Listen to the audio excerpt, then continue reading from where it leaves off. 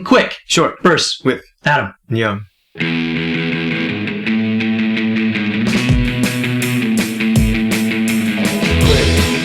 Short bursts with Adam and Young. Quick, short bursts with Young and Adam. Quick, short bursts.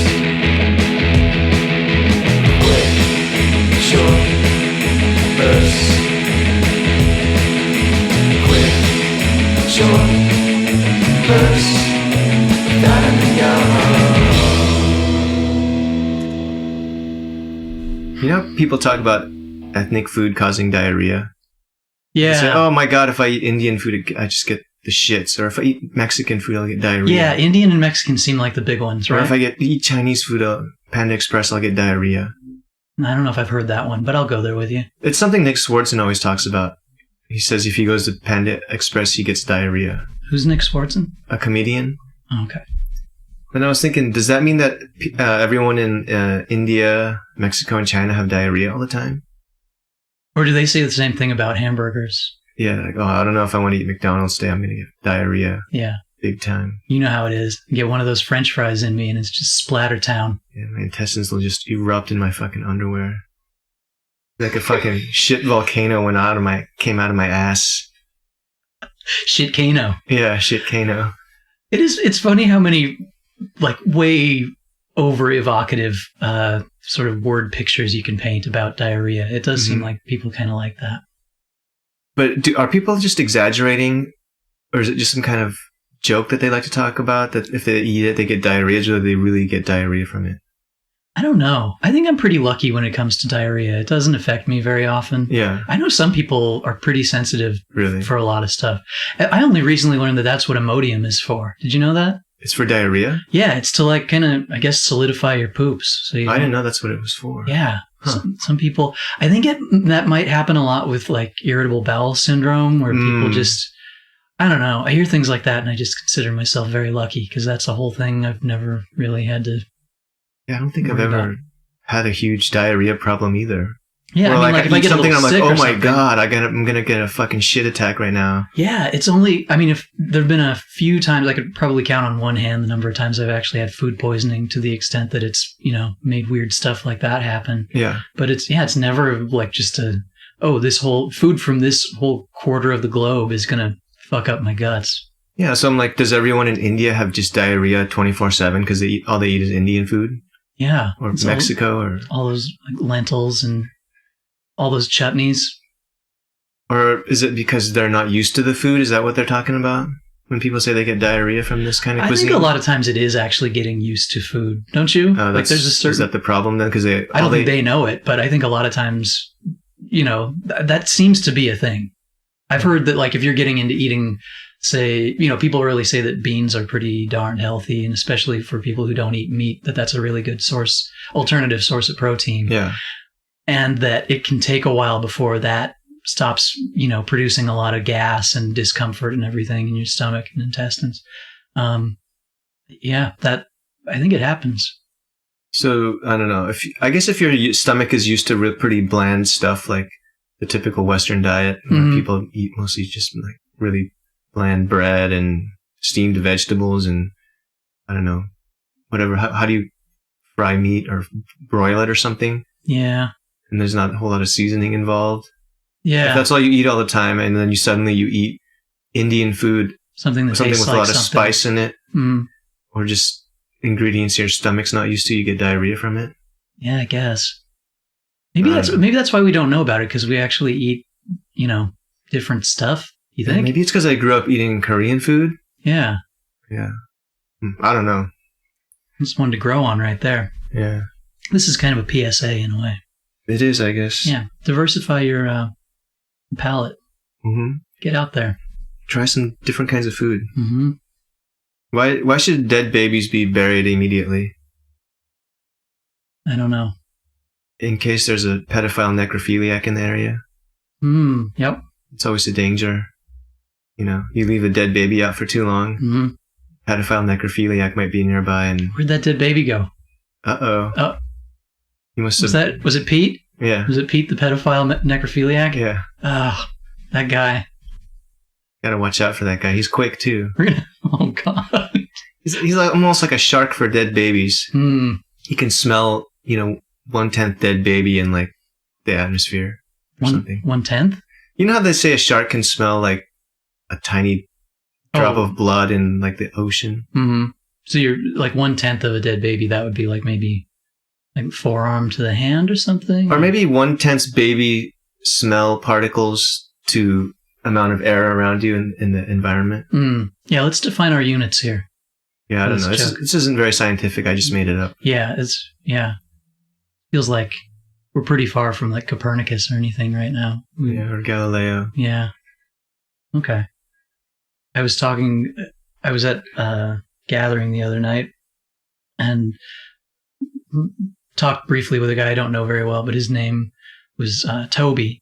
And he was talking about how years and years ago, he's from around here, but he years ago moved to Brazil and lived there for about 4 years.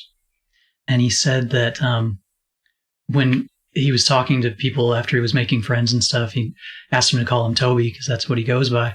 And they would kind of laugh and say, like, you probably shouldn't go by that around here because the word tuba is slang for asshole. And like that's, kind of close enough to tuba. And Toby is close enough to tuba, like that, people are going to kind of laugh at you about that. Mm-hmm. So he, went with another name. But I was thinking of how, like in the moment, I was thinking Toby and tuba don't sound very similar at all. But then I tried to flip it in the like a little bit after the conversation. Yeah. I was like, what if somebody came up to you and said like, "Oh, hi, my name is Ooshal." Yeah. Like you might. Oh yeah, you probably think of asshole immediately. Yeah, I think so. And Or so there's like this weird poo-nut. That sounds kind of like penis. like so what I came up with is that when something sounds even a little bit like a funny swear, like we're more likely to kind of squint our ears and just take it there to that funny spot. Mm-hmm. We're like, yeah.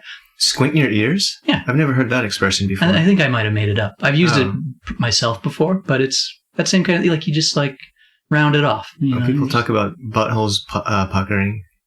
They do kind of look puckered though. They have a weird puckered appearance. Are we on squinting now? I've lost my train of. No, I'm just saying like I wouldn't naturally think of a butthole as puckering, but then people describe it that way anyway. So why not describe an ear as squinting? Yeah. Okay.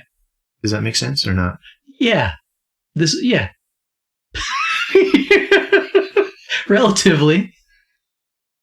I mean, it's definitely a metaphorical squint. All I mean is like you hear something and you kind of just take the broad outlines of it rather than like listen to the specifics of it. Okay. Because I don't. Fuck you. No. I'm just trying to like. What about? Can you blink your ears or wink your ear? No. I've already told you the specific way I mean this to be interpreted. Okay. Yeah. It was in the same because Ooshal does not really sound very much like asshole. Yeah. And yet, I think this is a totally valid way to refer to this. Squinting your ear. Okay. Yeah. No, I wasn't making fun of it. I want you to make it a thing with me. I wasn't making fun of it or anything. You're trying to. That's just the first time I've ever heard that before. I don't know why it's come up for me personally before. I've thought of the concept of squinting one's ears in this very same way before. I can't remember why. What if someone perked their eyes up? It's all down to what it actually fucking means, young. I mean, in this case, I think I had a case. What would perking your eyes up be about? I don't know. Like you'd start watching out more? Maybe. Yeah. Well, what if you were flaring your dick hole? Yeah, well, I can do that. It's no problem. But you have to have something coming out of it. I can't voluntarily, if nothing's coming out of my dick, just flare the dick hole. Can you? If I'm totally engorged, yeah, I can flare it a little bit. Really? Yeah. You have that much like muscles, is there? I guess so. Must be like Kegels or something. Weird. Yeah. I don't think I've ever tried that. Yeah, give it a shot. Is it kind of like being able to wiggle your ear? I can flare my dick hole. I don't think it's like what you're picturing. Okay. Yeah. Yeah. It's not. I mean, like just the hole opens somewhat. We're getting very personal here about my dick. Yeah, you know how they have those fun facts sometimes, like 30% of people can wiggle their ears? Mm-hmm. It'd be funny if the next one was 10% of people can flare their dick holes. And it's just like a totally, like family-friendly type fun fact. Did you know? Did you know? Oh, wow, look, honey. There's... Oh. Can you do that? I've never tried that before, actually. Speaking of sexual overshares, might as well run right into this one. Okay. So I recently ran out of personal lubricant. And I went to a sexual store to replenish my supply. Mm-hmm. And I noticed going in there that there was a corner of the store, like a whole wall of shelves full of different kinds of lube. Like they just had one of those. They're one of those places with an insane selection. You know? Like water-based, oil-based, whatever, like all kinds of stuff. And I'm standing there looking at them all and like trying to make a decision. And I noticed a couple of things. One is that like in amongst the lube bottles, like you kind of have lube bottle. And then there'd be like a box of tissue open with the open end like facing you and a single tissue pulled out, you know, so it's like ready to go. And there were like a few of those kind of in this wall of shelves. I'm like, okay, well, there's one thing. And then I noticed like for each lube bottle, there was like one at the front that had already been like opened and it had a sticker on it that said, test bottle, try me, ! You know? Yeah, right. And I'm a pretty progressive guy, you know, and I don't have too many hang-ups in the bedroom or anything. And Seattle, I know, like Seattle has like there's a side of it with a strong like sex-positive culture to it. This, like seeing the setup was still like kind of surprising. But I thought, what the heck? Yeah, so I demoed a bottle there, and now I just feel awful. I figure I can't be the first one to have put two and two together the wrong way and made this mistake. But now I can never go back to that sexual store, and I can't go within 250 feet of that sexual store. Oh, man. So I'm going to just chalk this one up to experience and bad signage. Yeah. That reminds me of something that happened to me once. I was waiting for Kamiko to get off work. Mm-hmm. She used to work in, what is it? The Upper West Side? Kind of close to Chelsea in Manhattan. Mm-hmm. And she'd get off kind of late. So I went into this adult video store that was nearby where she worked. Uh-huh. And I went down there. And you know how I don't know if they still do this because everyone's online these days for porn. Yeah, right. But I went into the adult video section and there was just there were the cardboard boxes for whatever DVDs or like videos. The representative box that you take up to the... So I was looking at one. Mm-hmm. And then this guy I noticed came out of the side of my eye. I noticed he was next to me. Uh-huh. And I was like, okay, I was looking at this thing. I put it back. Uh-huh. And I looked over and he was standing next to me. And he was lifting up his jacket and his pants were down and his butt was just exposed to me. Wow. And I was like, what the fuck? And I just like walked out of there as fast as possible. Holy shit. I had no idea what he was going for with that. Uh-huh. But he was flashing his ass at me for some reason. Crazy. Yeah. Okay. Do you ever hear the expression friendly reminder? Yeah. Doesn't that drive you insane? It's so fucking passive aggressive. It depends on the context. Just a friendly reminder that you need to remind the person on dish duty that the dishes are done. The dishwasher's done running. Is this another office thing? Yeah, it's another office thing. Yeah, another... Well, what we're going to need is some theme music for when you get into talking about your office stuff. I think we should actually have it could be a whole thing because I like to bitch about that place. It's like therapy for me. Yeah, I think that's good. But it's like, why don't you just say, remind the person on dish duty that the dishes are done? Mm-hmm. Why do you have to put that friendly reminder in front of it? Is that because they're trying to make it soften the blow or something? Yeah. That gut punch of being told you should wash the dishes. I don't know. For some reason, to me, it's worse. I don't know why. Would that make it worse for you or would that make it less worse? It doesn't really change it for me, I don't think. Mm. Again, it really depends on the tone. Like a lot of times, if I can read something else in that that actually comes across as being a bit, like gives me the sense that they're actually kind of angry about this and, you know, that they're trying to mask that anger by tacking that kind of shit on there, then it is annoying to me. Yeah. Like, why don't you just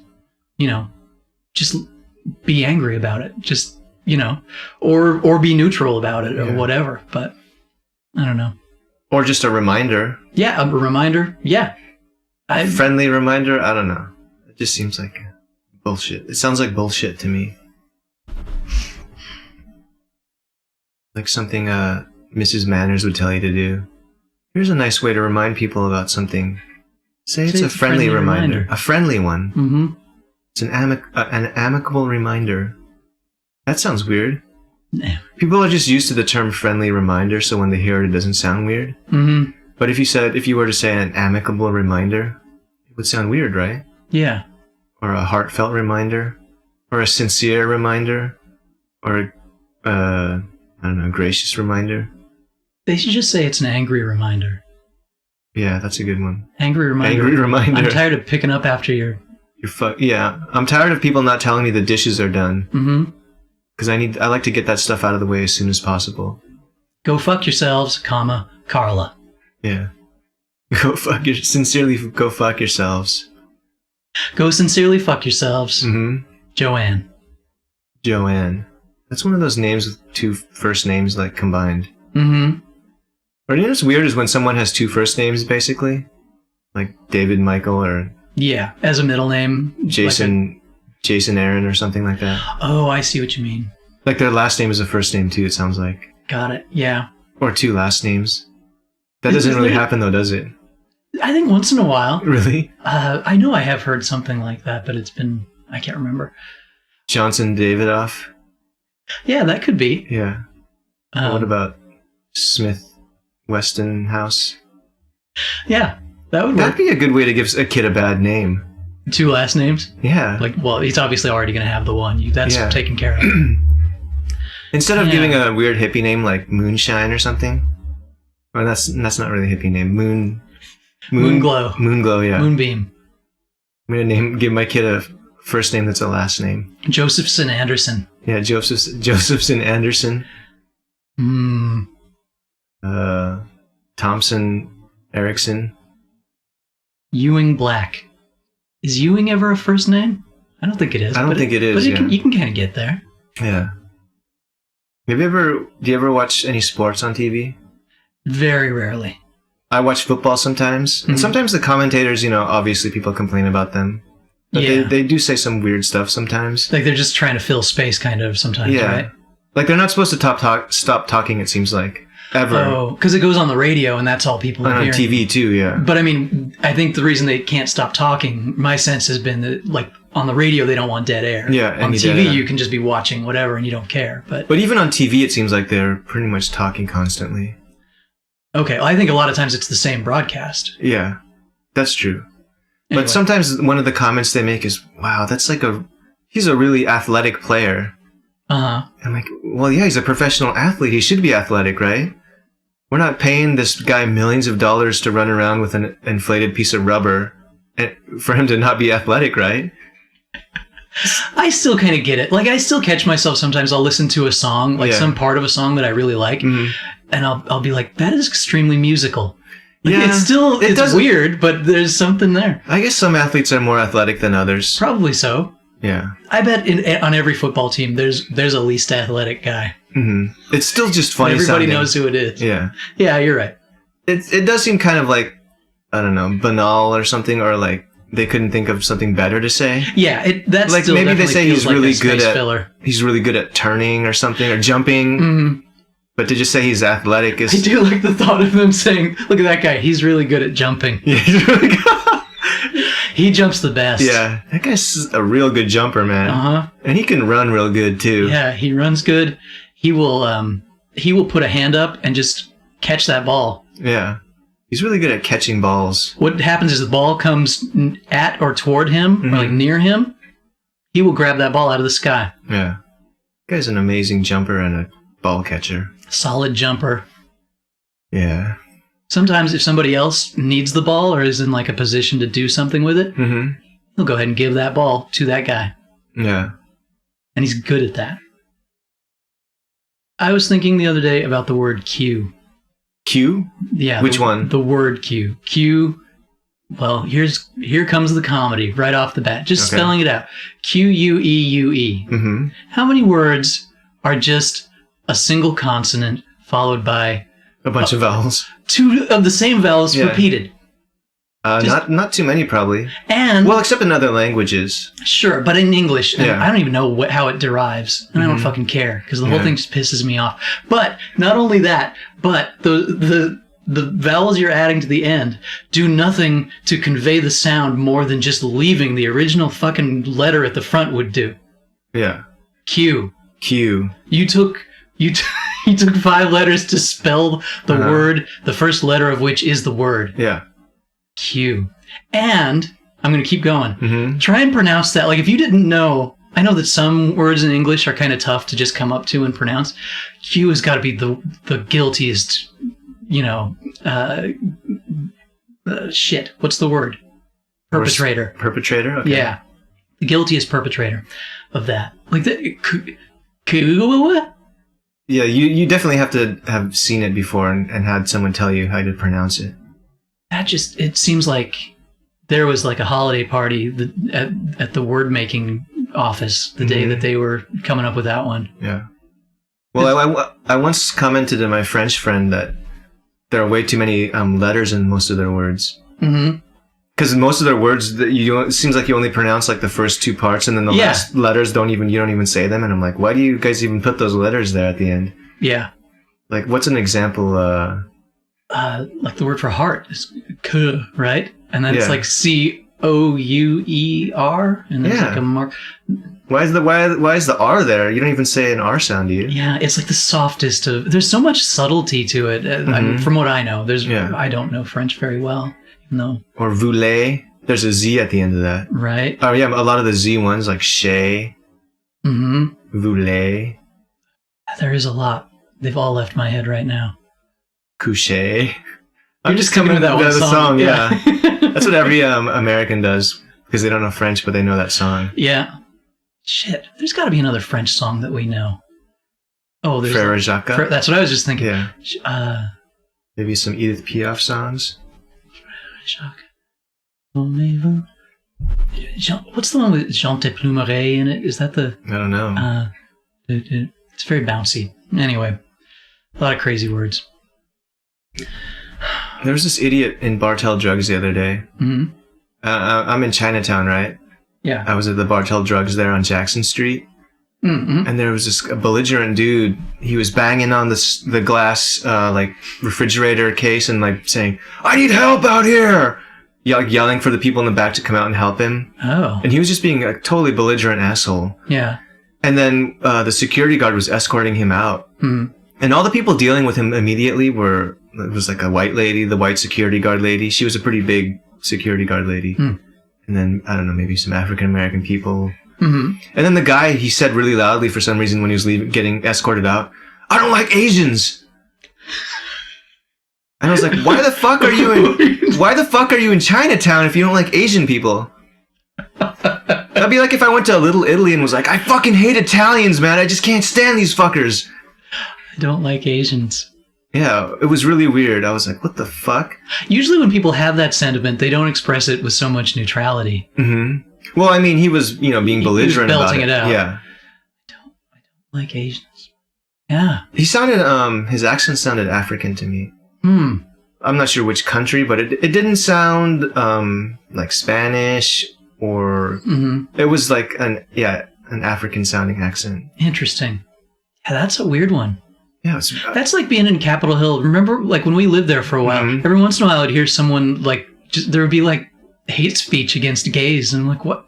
You're in the wrong neighborhood, pal. I mean, you're like, I think you kind of want to be here so that you can do this. Yeah, actually, maybe that's why he was there. Actually, yeah. I don't like these people, so I'm going to go there and bother them. Yeah, or like yell at them. I'll just let them know. Yeah, because that's valuable information. Because I know there's a bunch of them there in that area. Yeah, it's convenient. I can go and just kind of broadcast this. I'm gonna reach a lot of my intended audience. Yeah. People are fucked. Yeah, he was an annoying asshole. I don't know what to call this. It's kind of like onomatopoeia, but it's not. I might need your help with sort of coining a term or exploring this idea. Do you ever think about how the word poop is almost perfect for what it describes? Because when you say it, you kind of turn your mouth into a butthole that's pooping air. Poop. Poop. Yeah, I think that's true. Poop. I think that might be where, stuff like that, a lot of stuff where that comes from, words like that. I think so, but shouldn't there be a word for that phenomenon? Phenomenon? Like you're almost imitating what the thing is. Like your mouth is like a butthole? Yeah. And the air is poop. And then when you say pee, you're face turns into a penis. But it doesn't. That's the thing. I'm trying to think of other words that really do that. Your face actually does look like a penis when you say pee.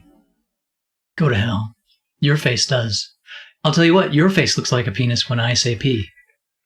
And most other times. Maybe that's where the term dickhead comes from. He's a real dickhead. Because when the guy said pee, his whole head just transformed into a penis. Well, it could be. Yeah. I'll give you the benefit of the doubt on this one. If you were someone who really likes penises, and someone said pee, and then they look like a penis, would you really want to like do something to them, like jerk them off or suck them, their whole head and body? I don't know. I mean, we both like vaginas, and I'm trying to think how I would feel if I just saw a gigantic vagina at the top of someone's neck. Actually, I don't think I would like that. I don't think I wouldn't would think either. I would be like, oh man, I really want to lick that thing. Scale is important. Mm-hmm. That's true. And placement. Mm-hmm. Yeah. That's not where it should be. And I'm leaving. What if like penises and vaginas and buttholes were reversed so that your butthole was in the front and your penis was in the back? Wow. That would change everything. You think you could stand to take a shit? Yeah, you could. Yeah, you could go to a urinal, or it would be a defecatorium. Yeah, it would be a poo-inal. You'd walk up to it, and then you'd shit out of the front of your body, and then you just wipe it. Yeah. Oh, that would be so fucking weird. Yeah. I mean, it'd be really easy, actually. Mm-hmm. I should like the idea for the cleanliness. Like, you'd really get a good idea of what was happening. Yeah, that's true. You could really see if you wiped everything off. But then, like, if you peed from your back penis, I mean, I guess we'd just call it a penis, but I think of it as a back penis. Mm-hmm. You'd be, like, confused about whether, like, oh, is there still a drop there? Do I have to still do some cleanup? And, like... just keep shaking it. Yeah, you'd, like, wiggle your hindquarters. Mm-hmm. God, and imagine sitting down. You'd just be sitting on your balls. And oh, dick. Yeah. No, but what if, like, the parts were still in the same place? So you shat out of your dick, and you, and you peed out of your asshole. Huh. And also, how would you fuck with your asshole, though? That wouldn't really work. Well. Or maybe, this is getting a little bit weird. Getting? Yeah, it's getting weird. You think? It was pretty wholesome until now. And yeah, we started off all right. Feeling kind of weird about it. Been a lot about genitals and poop. That's used to happen a lot, actually. Yeah. We're like 10 years old sometimes. Yeah. It's mostly you who starts it, though. Seriously? Yeah. You keeping score? Mm-hmm. I don't believe that. Well, okay. I was in the Zara today with Kumiko. What's Zara? It's a clothing store. Mostly women's clothes. They have some children and men's clothes. But we were both looking at this shirt in the men's section. She's like, oh, that's kind of cool. And I was like, I like it too. But then I noticed it was really, really similar to my skin tone. But it had like a reddish pocket. And so she was like, we were both like, if I wore this, it would look like I was naked, except I had a pocket on. That would be awesome. Yeah. Have you ever seen someone from far away who's wearing flesh-colored pants? Yeah. And you're like, oh shit, is that person naked? Yeah. And then you get closer and closer and you're like, oh, they're actually wearing pants. Yeah, that's always a weird phenomenon to me. It's fun. Yeah, why does that happen, though? Why would you wear pants or clothes like that? I don't know. Wouldn't you realize that? I don't know if people are always on top of that kind of thing. You know what would be funny is to wear flesh-colored pants, but then there's a genitalia drawn on the front.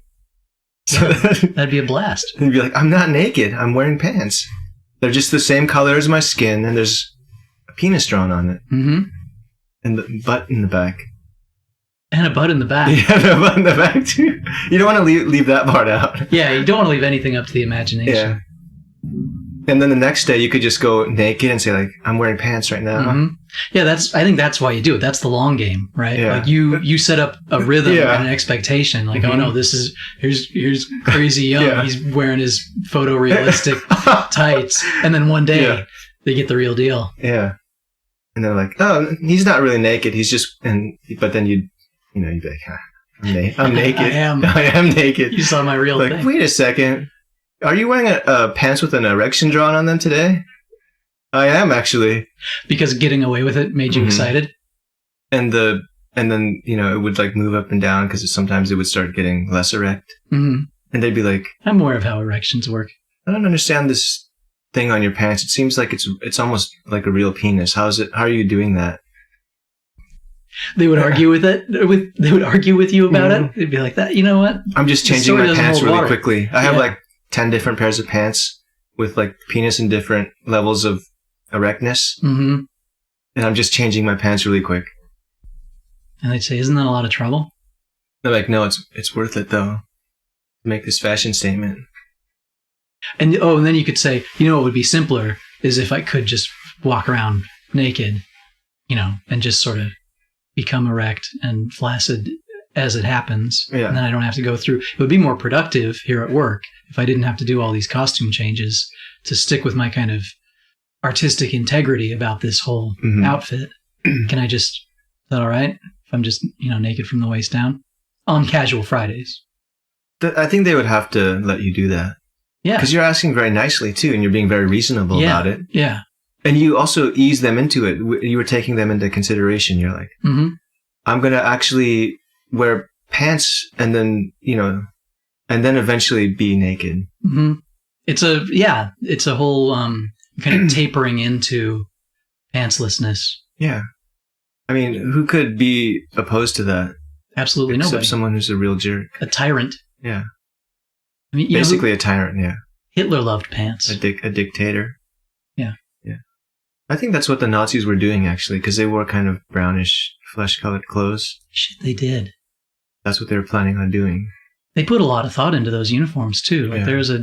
I think, wasn't it Hugo Boss that was actually involved in, there's all these companies that continue to exist and have these weird beginnings or, these weird patches of involvement with the Nazis. with Nazi Germany. I think a lot of scientists came over there, came over here from there, too. Yeah, a lot of the... to America.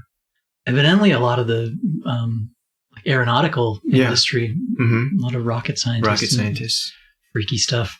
I'm not a rocket scientist. I'm not a Nazi rocket scientist. I'm not a rocket scientist who believes in white supremacy.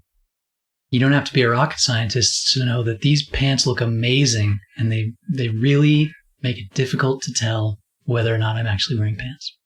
Yeah, I really want to make some pants like that. Yeah, you should. I'm going to try it. Go to the fabric store. Yeah, I'm going to, get my skin tone matched up and everything. Mm-hmm. Then find someone who's very artistic. But then would they have to look at a picture of my penis and then draw the penis on the front? Yeah. Okay. So I'd have to send them a picture of my penis. But it wouldn't be like a dick pic, like a lewd one. It would be like, this is for professional reasons. It's a professional dick pic. That'd be like, you could, instead of adding friendly reminder, you could add professional reasons dick pic. Mm-hmm. Yeah. Yeah. Sounds awkward, but. Please find attached my junk. My junk? I don't think you would call it your junk, though. In that context, would you?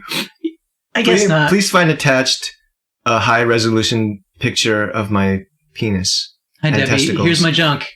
Yeah. Happy stitching. Well, that's just friendly office banter. I guess you could joke around like, "Hey, Debbie, here's that picture of my junk I was talking about earlier." That you're gonna sketch up. This isn't weird because we talked about it earlier. Yeah, just messing around. You know what you should do is have a tattoo somewhere, like maybe on your thigh or something on one side, and say it's like, I don't know, get like the name of your dog there on your right thigh. Okay. But on the pants that you have made up, get a tattoo instead on your left thigh, and it's like your wife's name or something like that. So it's just always keeping people guessing. Like, is he or isn't he? What are we dealing with here? You don't know which is which. That could be confusing. The old switcheroo. Yeah. Is he naked today? He, which tattoo? one? Which side was the tattoo on again? Which one did he have? And what was the tattoo of? Yeah. I forgot. Is that bear peen? And you could make subtle variations in the penis too. Yeah.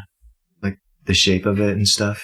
Yeah, you could make it more bulbous. Like, is that the real penis or is the fake one that's there right now? I can't tell. I'm so tired of airbrushed cock pictures. I'm pretty sure the real one, the head is more fluted.